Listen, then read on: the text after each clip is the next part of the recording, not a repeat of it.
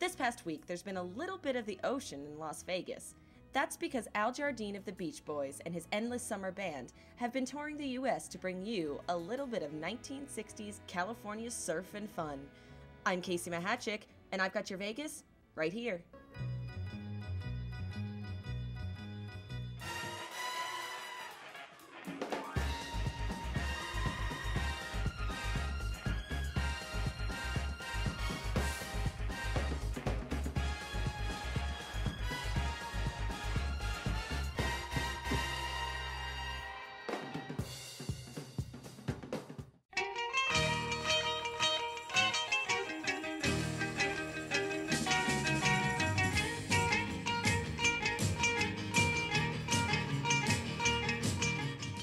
The Beach Boys played here in Vegas in '64.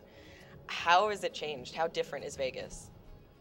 Well, it's a new city. It's a whole new vibration, if you will. I was out last night, and I couldn't believe, I just couldn't believe how many people were there last night on Saturday. It was just unbelievable, and so I guess all is alive and well here. You know, the business is booming. We actually have in in the plans a Beach Boy theme restaurant being constructed at Bally's. Really? Yeah, that's the word I get anyway, and it's to be completed by December 31st. I saw the show, and it was great. And I loved seeing your sons up there. How did they get involved in touring with you? Well, when the Beach Boys disbanded about 10 years ago, more like 11 years ago, we reformed, and I thought, well, my voices, I have to have my voices, so my boys will be the Beach Boys voices. So, and it more or less I built the harmonies around them and some of the other fellas in the band who happen to be my core musicians from the late 60s. So I have a really good foundation to work from. It's a really good group of guys, as you can tell, and as we progress, play more together, the sound is we're getting tighter, and our mix is getting better. Everybody can hear each other now. It's a good show. Well, I just found it amazing. It sounds like you're listening to a record. I mean, you guys sound, is that something I guess that you've really worked to? Yeah. Well, these fellas, again, they're the core foundation of our original appearance band from the late 60s. So they should know the music by now. and they do the new music quite well too, I think, with Don't Fight the Sea, the newest, my single from the new album. We have like several sections working together, and so we need all those voices up there. We have all the fellas sing, even the drummer, Bobby Figueroa. You met Bobby, I think, and so everyone has their place in the harmonies as well. So it's pretty amazing. It's a pretty big, I guess, wall of sound for any better, It is, yeah. Why do you think that the Beach Boys, their music has lasted so long? I mean, why do you think it's still popular? I think about that a lot. It's the core writing.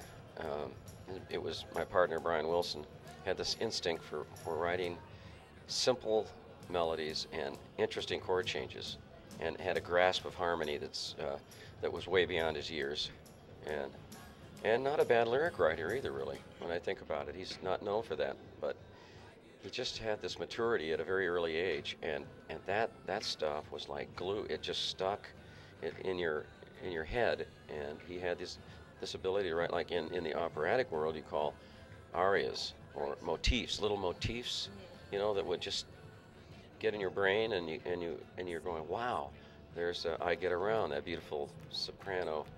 I get around from town to town, I'm a Roku head. Now the lyrics were a little immature maybe, but you couldn't get those melodies out of your head. No. Yeah. Those themes, they're thematical, little thematical. I think he used to call them pocket symphonies. I think. Maybe he didn't, but maybe one of the guys, maybe Mike or Bruce, labeled them pocket symphonies. And I think that's a great description.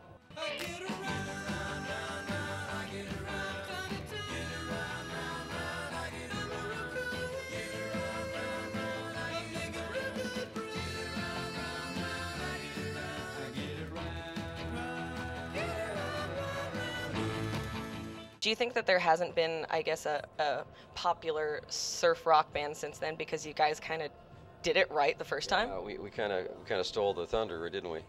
uh, but I mean, there's a lot of good music there, and it just kept building and building over the years into different forms of music. So we got away from the beach genre entirely and the car thing, and moved into more serious music, like from Pet Sounds,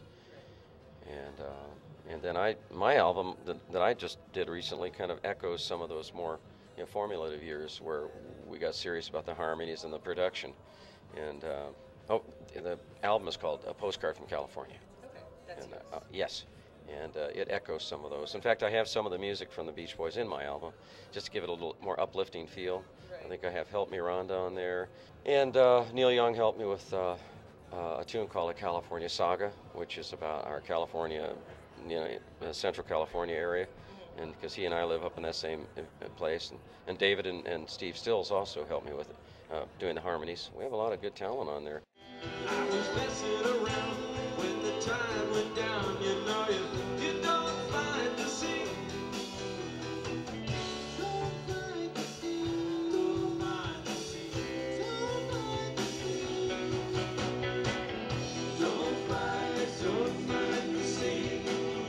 Don't find the sea, don't find the sea, don't find the sea, I know this is an impossible question to answer, but I'll still ask it. What's your favorite song to perform? I like California Girls. Okay. Something very definitive, and it sets the tone for the whole show, and for a career, really, right, when you think about it.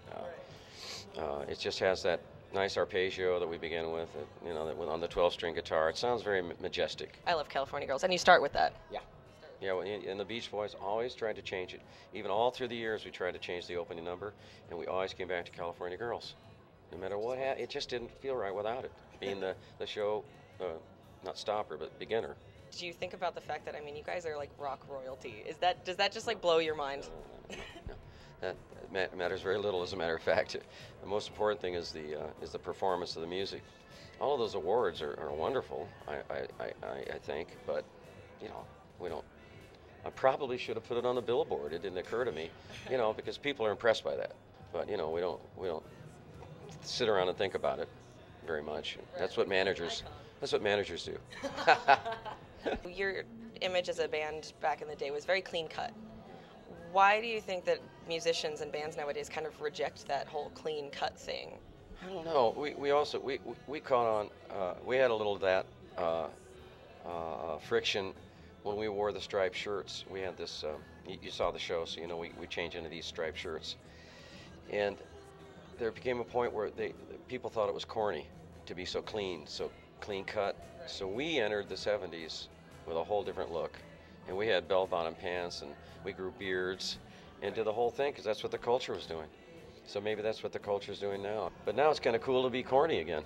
Yeah. To be, maybe clean cut. What is the goal of the Endless Summer Band Tour? Just to extend the music, just to keep getting the music out there. And because that's what I do, that's my profession, and I enjoy singing it, and adding my, a little bit of new music to the pile. I don't bore the audience with new stuff.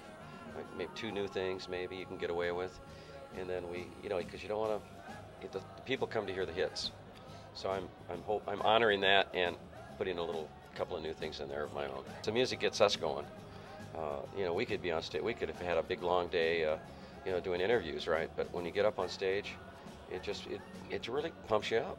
The first chords of California Girls, then you've arrived, and everything's okay after that.